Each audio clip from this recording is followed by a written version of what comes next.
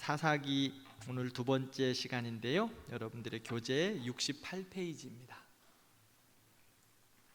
교재 68페이지.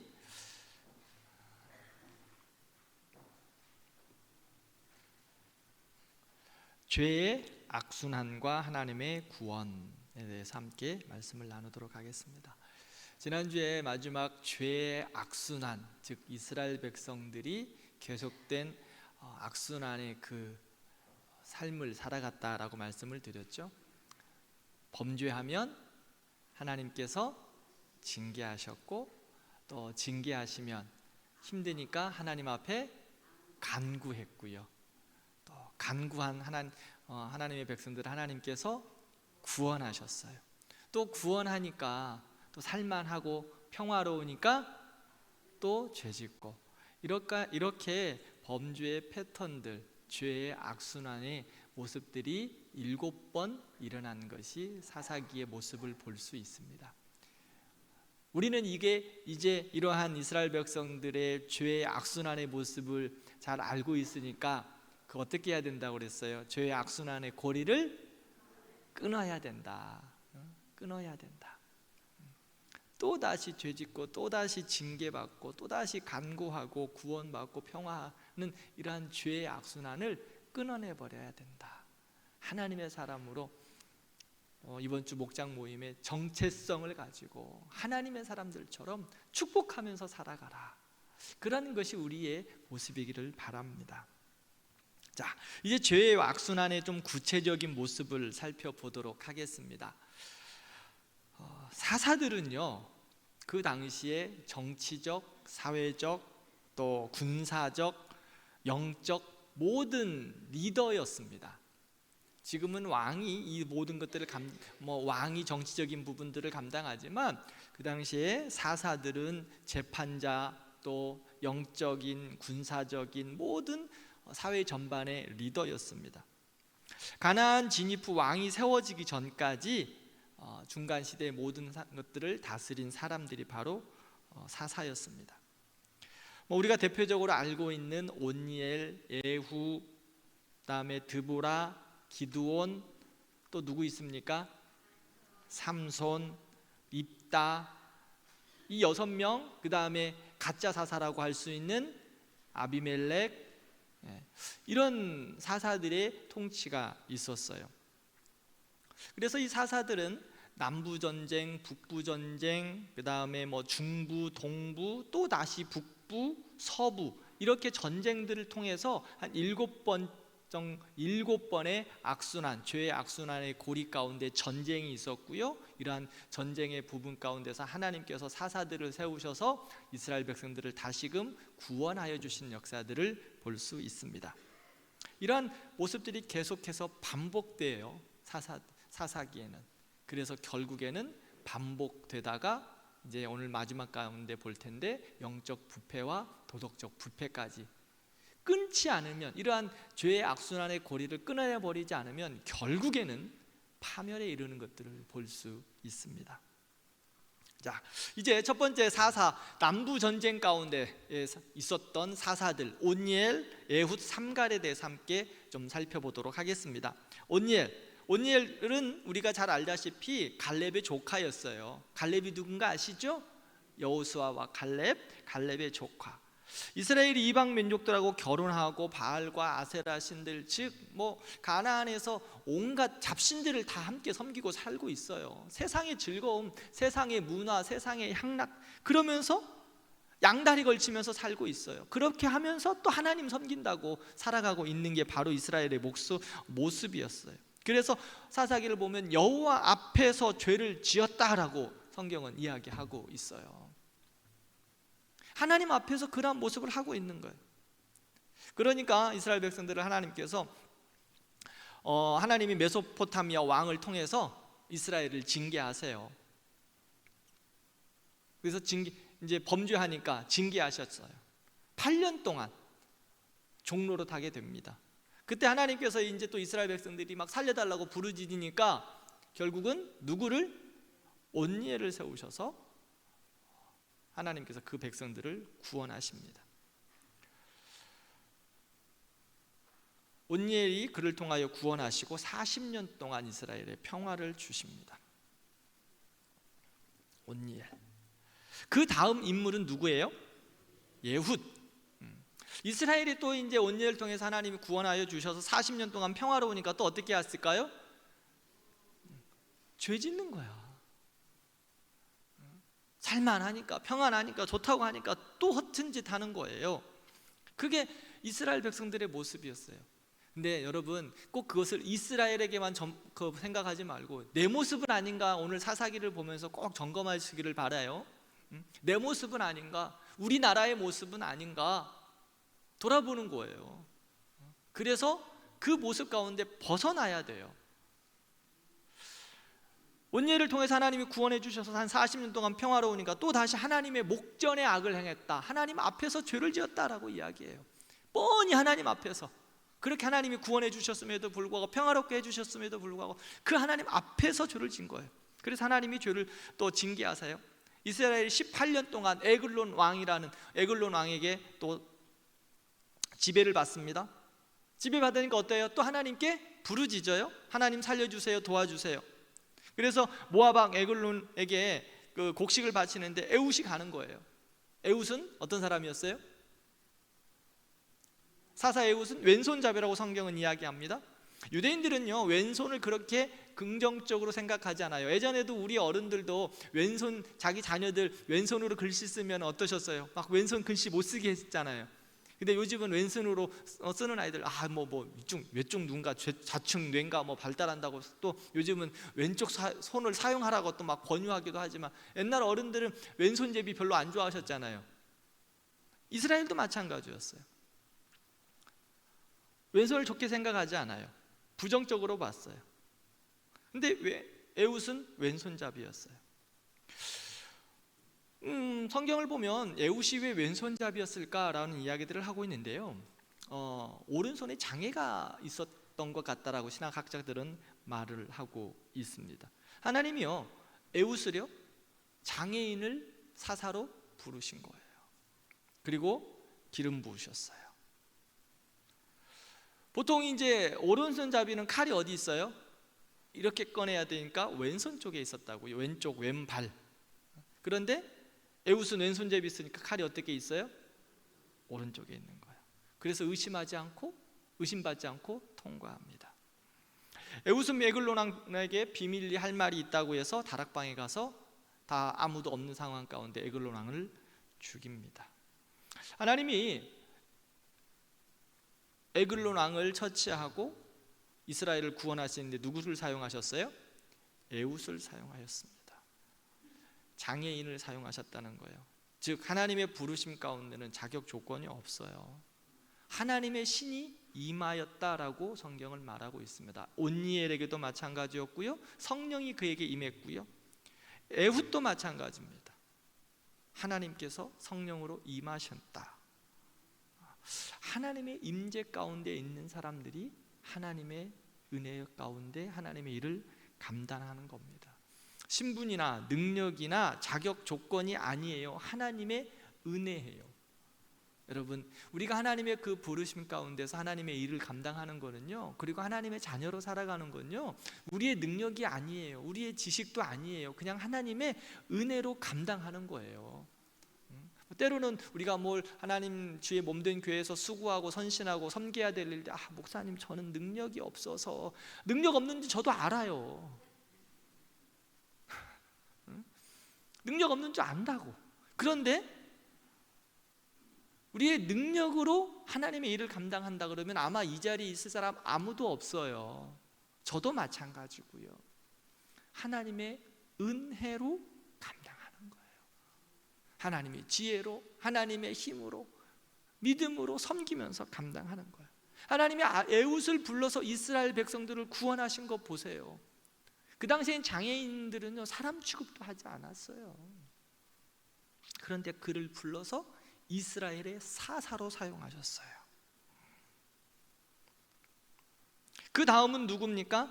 삼갈이에요. 삼갈은 소 모는 막대기로 블레셋 사람 600명을 쳐서 죽였대요. 소 모는 막대기로 사용하였으니 목동이 이 일을 감당한 거예요? 목동 불러서 하나님의 나라를 위하여 수고하게 한 거예요. 그 외에는 별 다른 기록은 없습니다. 그 다음에 북부 전쟁의 중요한 인물들이 또 드러납니다. 가장 우리가 잘 알고 있는 사람이 누구죠? 드보라예요. 드보라. 에웃이 세상을 떠난 후 이스라엘 백성들이 또 다시 하나님을 떠나 목전에서, 하나님의 목전에서, 이스라엘 사사기를 보면 목전에서 악을 행했다. 하나님이 많이 화나신 거예요. 하나님 앞에서.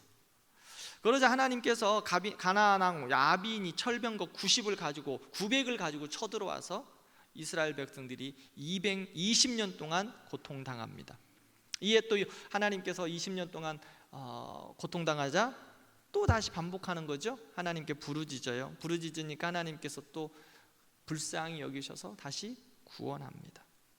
그 구원의 역할을 누가 감당해요? 네, 드보라, 여자 사사가 감당합니다. 오늘 여러분들 사사들 6명, 7명을 가만히 보세요. 지금 온니엘만 조금 뭐라고 그럴까, 정통성을 가졌다고 할까요? 우리들 이야기로 하면. 그런데 그 다음 모든 사사들의 모습을 보면 다 누구 같은지 한번 보세요. 다 나 같아요. 다 여러분 같다고. 다 부족한 거 투성이에요. 그런데 하나님이 성령으로 기름 부어서 쓰시는 거예요. 한번 쭉 볼게요. 얼마나 못난 사람들이 많은지. 지금 드보라예요. 여성을 사용했어요. 지금은 여성들이 아주 힘이 세고 가장 파워풀하고 뭐 다 여성들 말 잘 들어야 되잖아요. 그렇죠, 장로님? 그런데 그 당시에는 여성들은 감히 이렇게 나올 수조차도 없었어요. 그런데 하나님께서 이스라엘 백성들을 드보라 여성 사사를 부르시는 거예요.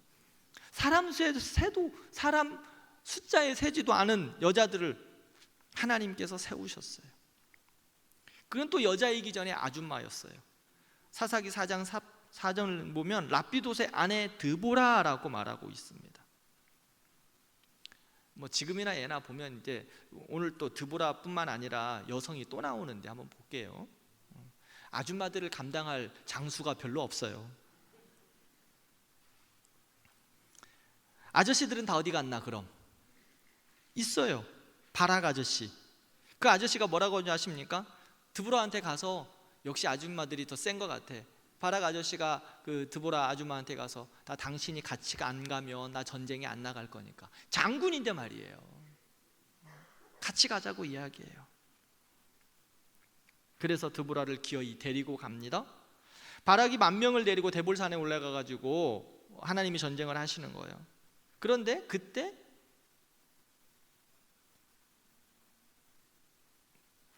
드보라와 함께 갔던 그 바락이 그 모든 다볼산에서 전쟁 가운데 싸움을 이깁니다. 시스라를, 그래서 그 싸움 가운데 그 장군이었던 시스라가 도망가는 거예요. 도망가가지고 전쟁에 패해서 도망가니까 야엘이라는 사람의 집에 이제 머무르게 돼요. 도망간 장군을 야엘이 좀 쉬게 합니다. 그래서 먹을 것도 주고 우유도 주고 이불도 따뜻하게 덮어주고, 전쟁하면서 도망하면서 얼마나 힘들었겠어요. 그래서 시스라가 장군이 잠이 들어요. 그런데 그 전쟁의 승리는 어디서 끝난 줄 아십니까? 드보라도 아니었어요. 바락도 아니었습니다. 누구였을까요? 야엘이에요. 야엘이라는 여인이 시스라를 죽입니다.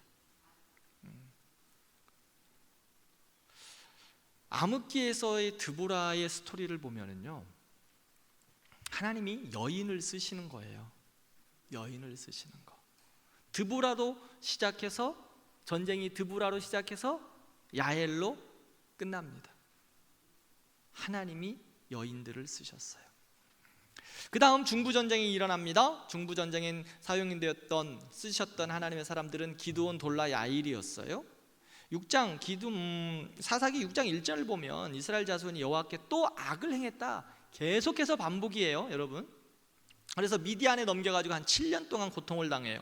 이때 하나님께서 여호와께 부르짖으니까 하나님이 포도로 틀에서 밀 타작하던 누구를 불러요? 기드온을 불러냅니다. 그래서 여러분, 제가 기드온 설교를 한번 한 적 있는데 기억나십니까? 쫀쫀하다. 기드온 소심한 남자다. 볼 때는 멋지고 좋아 보였는데 아주 간도 조그만하고 스몰 A형의 아주 겁 많은 사람이다 라고 여러분들과 함께 설교를 했던 적이 있어요. 뭐 그렇던 사람, 아주 소심한 사람이었던 것 같아요. 그런데 하나님이 함께 하시니까 그 소심한 사람, 간이 작은 사람은 하나님의 용사라고 하나님이 부르십니다. 하나님이 불러야 그 째째한 사람도 하나님의 용사가 되는 거예요. 포도주에서 자기 혼자 먹을 것 챙겨 먹고 있는, 자기 백성들은 강구도 없고 자기 것만 좀 먹겠다고 포도주 틀에서 조금 그 찌그리고 앉아가지고 밀타작하고 있는 그 기드온을 하나님이 불러서 하나님이 쓰셨다는 거예요. 그런데 어땠어요? 그것도 자기는 아니라고 거절하면서 하나님을 3번이나 시험하잖아요. 양털무치를 갖다가 이거 양털무치에 뭐 이슬을 내리게 해주세요, 아니면 땅에다 내리게 해주세요. 하나님을 자꾸 시험해요.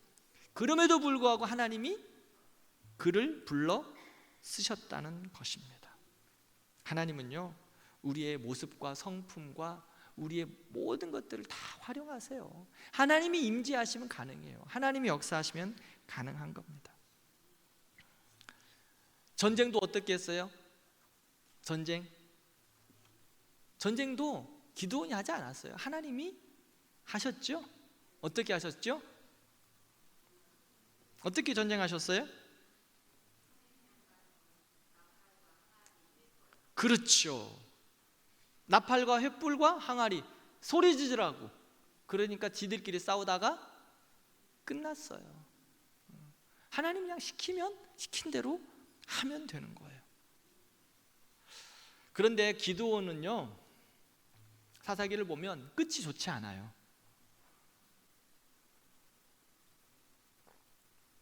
은혜롭게 마무리를 못해요. 실수해요. 하나님의 그 부르심 앞에 마무리가 실수하는 모습을 볼 수 있어요. 그가 전쟁하고 이제 나라가 안정되니까 금 에봇을 만들어요. 금 에봇. 금 에봇이 뭐예요? 우와, 그렇죠. 에봇은 제사장들이 입는 옷을 에봇이라고 했어요.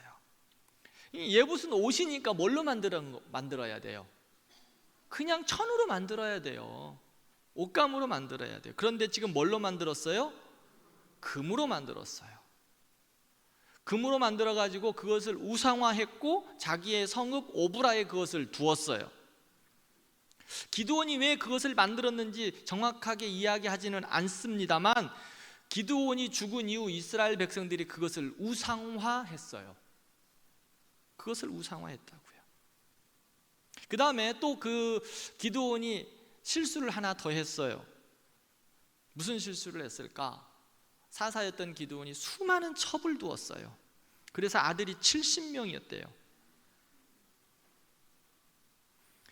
비참한 일은요, 그 70명의 아들들이 스스로 왕이 되려고 했고 결국은 아비멜렉이 형제를 모두 죽입니다.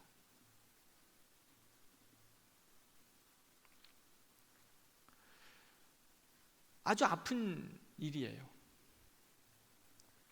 세겜에서 3년을 그들이 다스렸었는데요, 세겜 사람들이 반역을 하는 거예요. 아비멜렉이 와서 아비멜렉이 이제 화가 나서 성읍을 공격하는데 한 여인이 아비멜렉의 머리 위에서 맷돌 윗짝을 들어 던져서 아비멜렉도 죽습니다. 이런 기드온의 자녀들의 모습을 볼 수 있어요. 그것들을 또 잘해보겠다고 했던 아비멜렉, 하나님을 떠난 자기 욕심으로 자기가 왕이 돼서 형제들을 다 죽여버려요. 그리고 자기가 사사라고, 그래서 제가 처음 이야기했죠. 가짜 사사 아비멜렉 이야기했죠. 하나님이 세운 게 아니라 본인이 사사가 되어서 그 나라를 이야기했다고, 평정했다고요. 근데 이 아비멜렉을 보면 좀 자존심도 되게 또 높았던 것 같아. 자존심도 셌어. 여자가 던진 돌에 맞아 죽어서 죽었다는 소리 듣기 싫어가지고 어떻게 한 줄 아십니까? 자기 부관에게 나를 칼로 찔러라 라고 이야기해요. 하나님을 떠난 사람들은요, 하나님을 두려워하는 것이 아니라 세상 걱정하는 거예요. 이 아비멜렉도 그런 것 같아요. 죽으면 다 소용없는 걸, 아이고, 죽으면서까지도 무슨 명예를 지키겠다고, 무슨 영화를 보겠다고, 동상이 무슨 소용이에요? 하나님 앞에서 천국 가면 다 끝이. 그게 가장 영광스러운 것입니다. 이 땅에 남아있는 거 다 소용 없습니다. 죽은 후에 무슨 영화를 보겠습니까? 뭐 천국 가가지고 그거 다 뭐 나에게 숭배하는 것들을 보면서 즐거워할까요? 세상의 것들 아무것도 기약을 하지 못해요. 죽어서의 영예가 무슨 소용이에요? 피라미드와 같은 묘소가 무슨 소용이 있어요? 피라미드 잘 만들어 놓으니까 어때요? 이집트만 잘 살고 먹고 있지. 도굴하니라고 정신들이 없잖아요.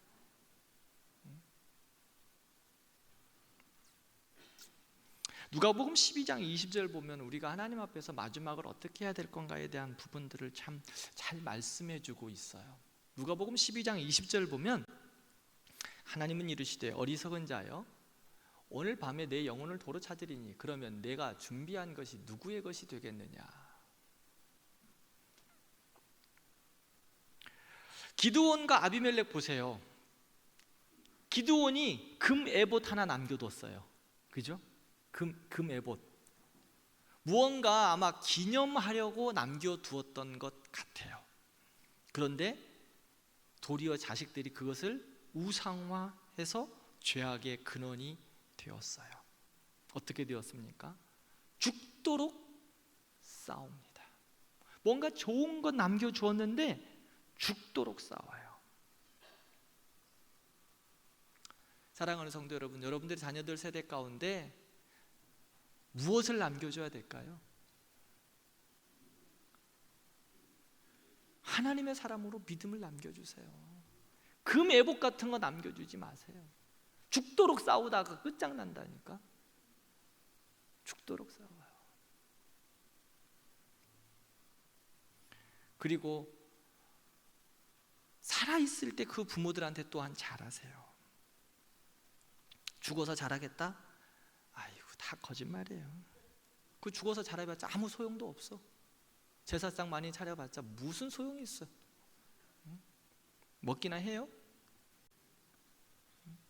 제사상 상다리 부러지게 차려놓은 거 자기의 만족과 자기의 기쁨을 위해서 하는 거지.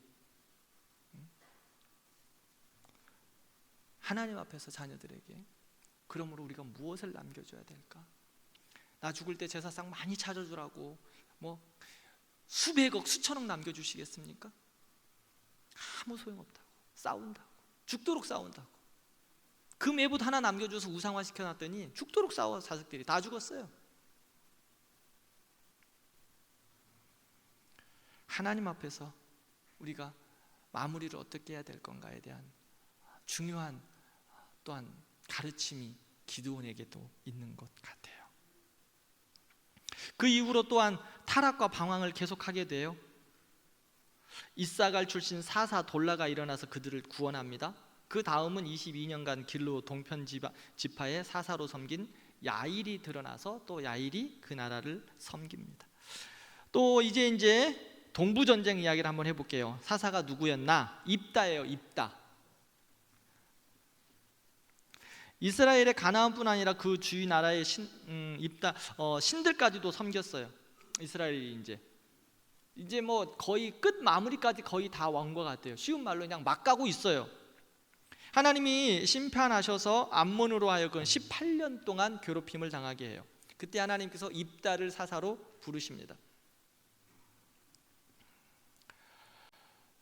이 암몬 전쟁을 하려고 할 때 입다가 하나님이 암몬과 싸우시고 승리를 주시겠다고 약속하셨는데 하나님이 승리를 주시면 하고 입다라는 사사가 서원을 하나 해요. 어떤 서원을 한 줄 아십니까? 내가 전쟁에서 승리하고 돌아오면 나를 가장 먼저 맞이하는 사람을 제물로 바치겠다라고 이야기. 아주 이상한 서원을 하고 있어요. 왜 이상한 서원을 했을까요? 하나님을 향한 100% 신뢰가 없어요. 조건부예요. 불안하니까. 사사가 이제 사사의 신앙들도 지금 망가져 가고 있는 모습을 계속해서 보는 거예요. 그래서 이방 민족들처럼 하나님을 100% 신뢰하지 못하니까 사사가 이방 민족들, 즉 그 당시에 우상들이 섬기는 그러한 서원을 하고 있는 거예요. 자녀들을 제물로 바치는 그러한 서원을 하고 있어요. 그 전쟁에서 하나님께서 이기게 해주셨어요. 그러나 결국 암몬에게 진 전쟁입니다. 사람을 제물로 드리는 풍습은 암몬 사람들이 드렸던, 그 우방신들이 드렸던 풍습이었거든요. 사사가 하나님의 방법으로 싸워야 하는데 이제 짬뽕이 되는 거예요. 하나님도 섬기면서 세상의 방법도, 세상의 우상의 방법도 취해가지고, 그래가지고 암몬과 싸우겠다고 합니다. 싸움은 이겼어요. 그런데 그 싸움의 전쟁에서 그 백성들을 환영하러 나온 첫 번째 사람이 누구예요? 그렇죠, 입다의 딸이었어요. 그거 보면서 입다가 어땠을까요? 하얗게 얼굴이 아마 질렸을 거예요. 그 시대가 얼마나 하나님의 말씀에 무식했는지를 보여주고 있어요. 얼마나 하나님의 사람으로서의 그 정체성을 잃어버리고 살았는지를 보여주고 있어요. 사사인데 말이에요. 사사인데 하나님의 말씀을 모르는 거예요. 그리고 우상의 그것들을 같이 섬기고 있다는 거예요. 하나님께 드려지는 서원이 무엇인지도 모르는 거야 지금.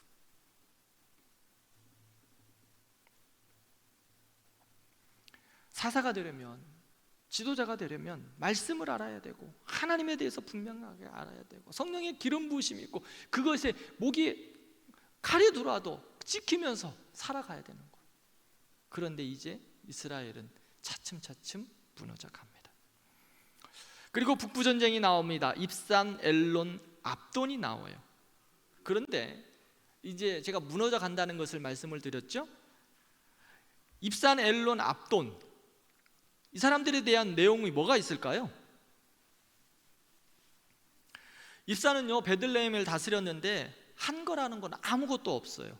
30명의 아들과 30명의 딸을 낳았대요.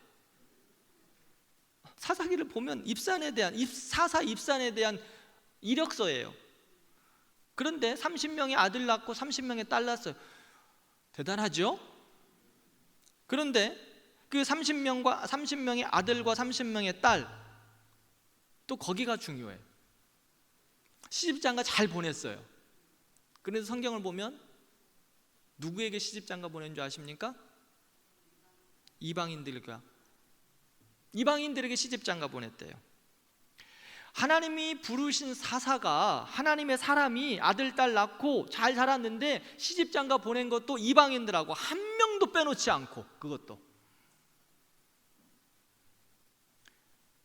그냥 하나님의 사람이 세상과 벗하면 살아가는 거예요. 의식이 없어요. 세상적인 즐거움에 빠져 믿음도 팔아먹고 부끄러운 이력서만 남아 있어요. 부끄러운 이력서. 여러분들 들으시기에 좀 의아하지 않으십니까? 사사인데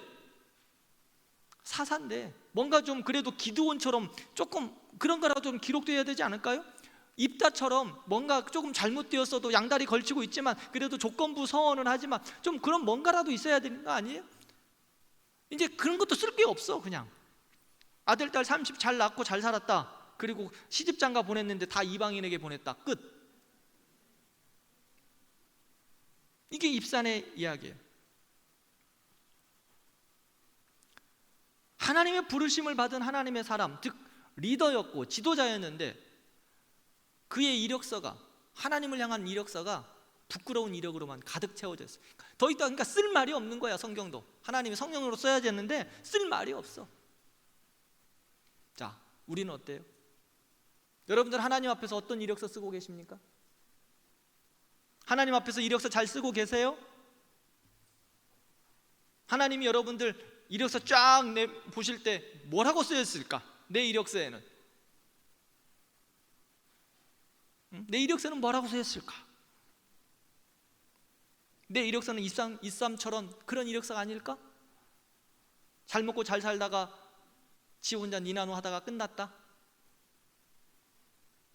부끄러운 하나님의 사람. 하나님이 불러서서 하나님의 백성 삼으셨으니까 천국은 가겠지. 그렇죠? 우리가 예수 믿으니까 천국 갈 거예요. 그런데 하나님 앞에 섰을 때 딱 하나님이 쫙 이력서 쫙 봤는데 잘 먹고 잘 살다가 왔다. 하나님의 영광에서 하는 게 아무것도 없네? 뭐 이런 거. 입산처럼 아들, 딸 30명씩 잘 먹고 잘 살다가 그것도 이방신에게 다 결혼시키고 왔다. 이거 끝. 사랑하는 성도 여러분, 우리 하나님 앞에서 이력서 잘 쓰십시다. 우리가 남은 때가 얼마 남지 않았다고 생각하지 마시고, 제가 이야기했잖아요. 사명 있을 때 하나님이 사명 다 하기까지 걷어가지 않으신다고. 안 죽어요. 우리 성도님들 안 죽어. 사명 다 할 때까지 안 죽습니다. 그러면 그 할 때까지 사명의 이력서를 쓰는 거예요. 하나님이 오늘 기도한 안정화 권사님, 안정화 권사에게 맡긴 사명이 있는데 그 이력서 어떻게 쓰는가 보시는 거야. 야, 너 사명을 줬는데 왜 안 쓰냐? 이력서를 썼는데 그 사명 감당하지 못하고 이거 하라 그랬는데 하나님이 써야 되는 쓸 게 없네. 쓸 게 없어.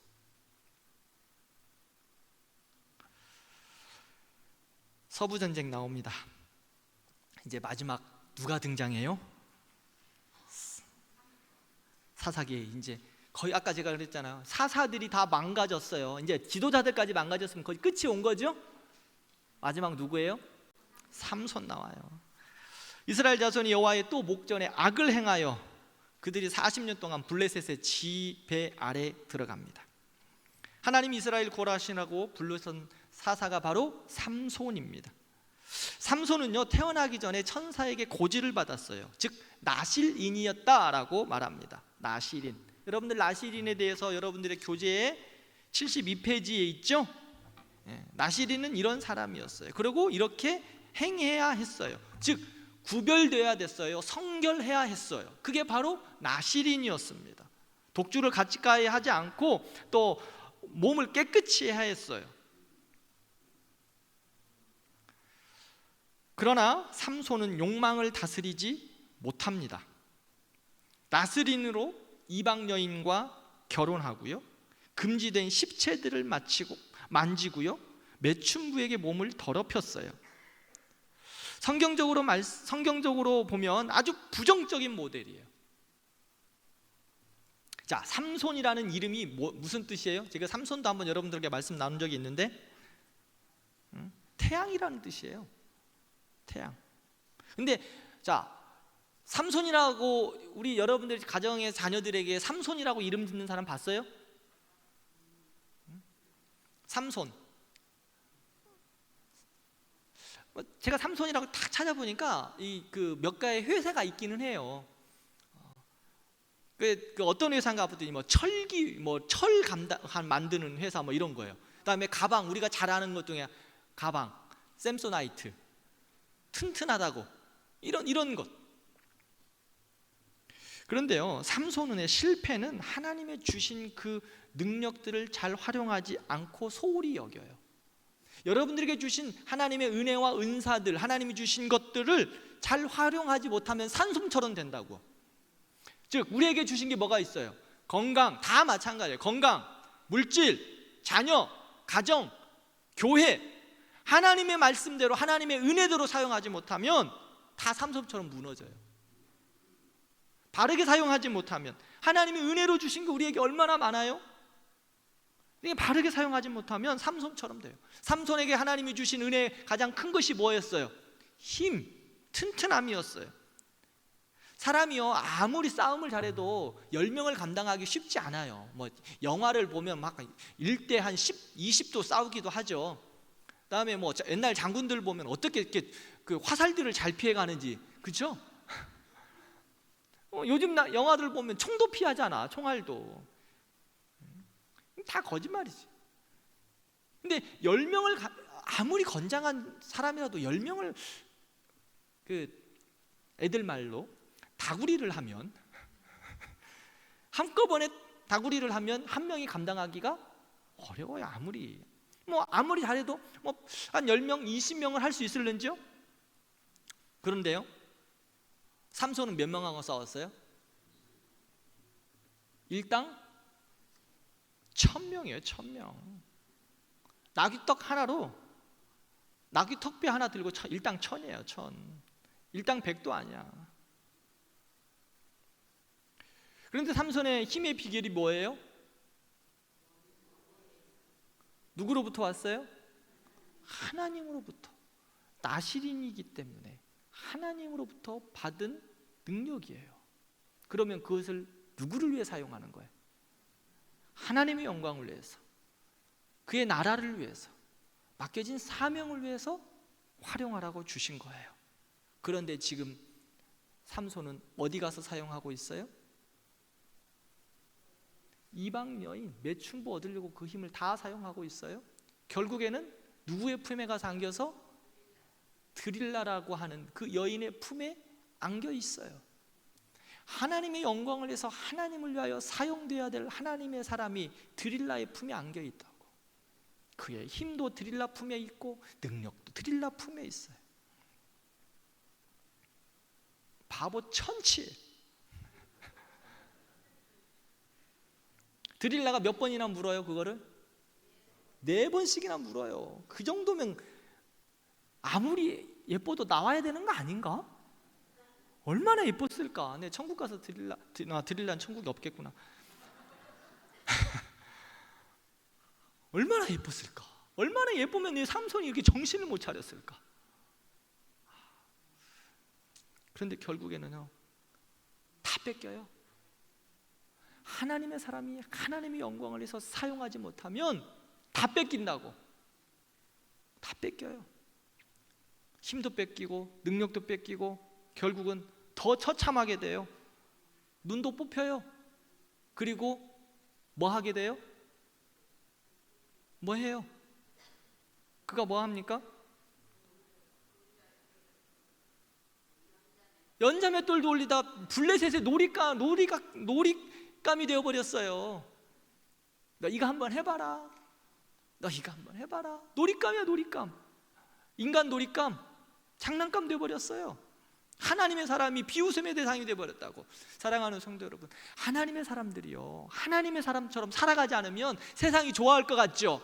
그래 하는데 결국은 뒤에 가서 다 욕한다니까. 꼭 기억하세요. 대관교회 권사인 줄 알아. 대관교회 집사인 줄 알아. 여러분들 몰라요? 여러분들 친구들이? 여러분들 이웃들이 몰라요? 다 알아요. 제가 얼마나 조심한 줄 알아요? 대관교회 목사인 줄 알더라고, 우리 아파트에서. 누가 알려줬는지 모르겠지만. 응? 내가 이야기했잖아요. 우리 앞집 사람이 알더라니까. 그 개봉교회 집사님 딸인가 봐. 우리 아내를 엘리베이터에서 만났는데 인사를 하더는 거예요. 목사님이라고. 우리 교회 목사, 그 대관교회 목사님. 우리 아내는 이렇게 이제 인사했는데, 여러분들은 모를까요? 다 알아. 여러분들 주변에 여러분들 집사인지 권사인지 장로님인지 다 안다고요. 원리교회 다니는 데까지 다 알을 거야 아마. 그런데 하나님의 사람이, 대관교회 장로가, 대관교회 목사가, 대관교회 권사가, 대관교회 집사가, 대관교회 다니는 성도가 하나님의 사람처럼 살지 않으면 처음에는 앞에서 볼 때는 맞아, 요즘 세상 다 그래, 뭐 다 좋아, 그렇지, 요즘 뭐 예수 믿는 사람들도 다 그렇게 한다더라, 뭐 앞에서 다 좋아해. 뒤에 가면 뭐라 그럴까? 저 가짜야, 가짜야. 다 뒤에서 욕한다고요. 안 할 것 같죠? 우리 앞에서 안 보이니까 모르지. 다 욕해. 다 가짜라고. 저 예수 가짜지, 가짜 믿는다고. 삼손이 하나님의 사람으로 하나님의 영광에서 살지 못하니까 다 뺏겨버리는 거예요. 그리고 블레셋의 놀이객감 됐어요. 우리도 하나님의 사람으로 하나님의 영광에서 살지 못하면 다 뺏기고 놀이객감 돼요. 세상이 웃음거리 된다고. 우리도 세상에 사탄에게 깨지고 당하고 놀림당하고 이용당할 수 있어요. 하나님의 사람으로 살아가는 거예요. 어떤 어려움이 있어도 힘들어도 버텨내는 거예요. 믿음으로 살아가는 거예요. 이야, 대광교회 진짜 교회야. 야, 저 집사 진짜 집사야. 저 장로님 진짜 장로님이야. 야, 어느 교회래? 대광교회래. 응? 야, 진짜 저 사람은 진짜 예수 믿어. 진짜야, 진짜.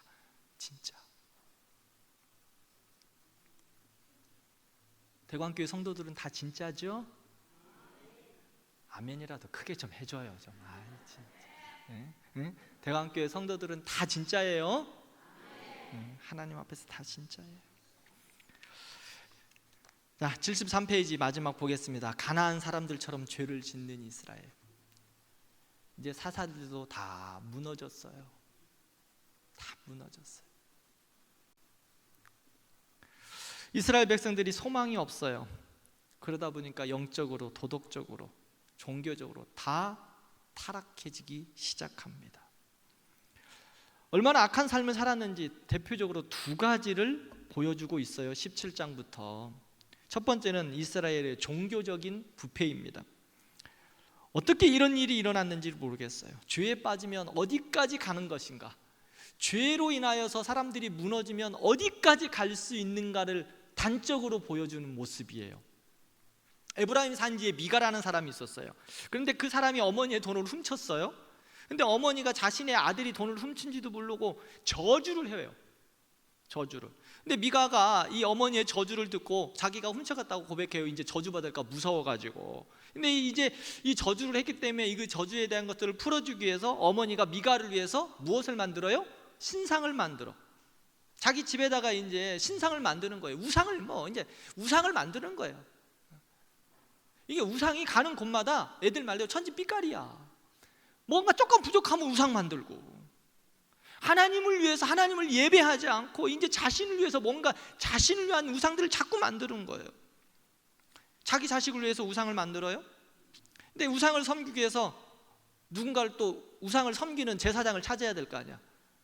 그러니까 예루살렘 출신을 떠돌아다니는 한 레위 사람을, 지나다니는 사람을 불러서, 레위 사람을 불러가지고 가정 제사장을 삼아요. 이것도 왜 지금 레위인들이 떠돌아다녔을까요? 레위인들은 땅을 분배받았어요? 받지 못했어요? 못 받았어요.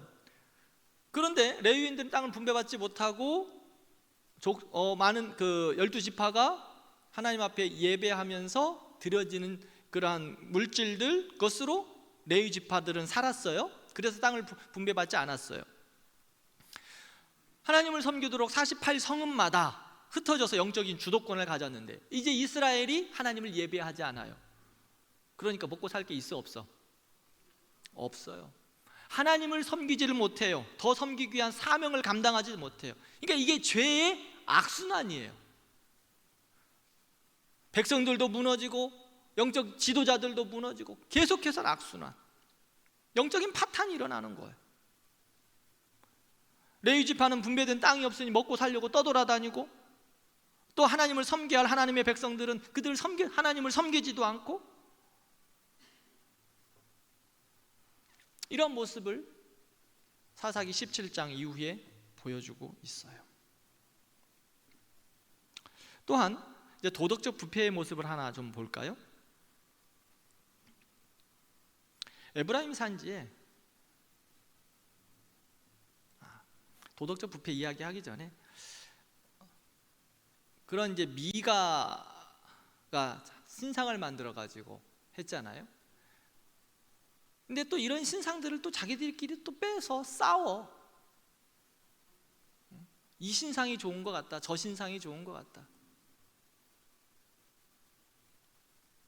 영적인 타락이 있으면 분별할 수가 없어요. 두 번째, 이스라엘의 도덕적인 부패를 볼 수 있어요.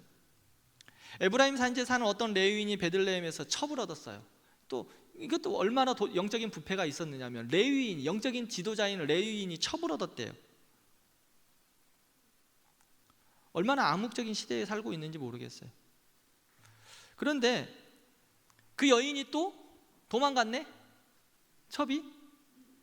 그래서 그 레위인이 그 첩을 찾으러 가요. 근데 첩을 가지고 데리고 오는데 기브아의 한 노인의 집에서 머물러요. 그런데 그곳에서 베냐민 지파 불량배들이 와가지고 그 남자를 내놓으라고 하는 거예요. 근데 그 노인이 이 남자는 안 된다, 그리고 내 딸과 이 남자의 첩을 가자, 마음대로 하라고 이야기합니다. 생각해보세요. 이게 말이 돼요? 이게 하나님의 백성들의 지금 모습이야. 여기서 말하고 베냐민 지파에 대한 남자들을 내놓으라고 하는 거는요, 성경 학자들은 동성애라고 이야기합니다. 자, 이게 하나님의 사람들의 모습이라고. 이게 말이 되냐고요. 그래서 근데 그 첩이 밖에 나가서 이제 그 사람들에 의해서 처참하게 죽음을 당해요. 근데 그 이후에 또 사건을 보세요. 그 남자가 어떻게 했어요? 레위 남자가 그 여인의 말로 하기도 참 부끄러워, 12토막을 내서 모든 지파에게 보내요. 그러니까 하나님의 사람들이 하나님을 떠나면, 죄의 끝에 가면 분별이 죄의 악의 끝을 보는 거예요. 하나님의 이 이방 사람들의 모습에 대한 그 모습들을 그대로 하고 있는데 그게 죄인지도 몰라. 그리고 자기 족속들이 나중에는 결국은 베냐민 지파를 거의 다 몰살시켜 버립니다. 끝장을 내버리는 거예요.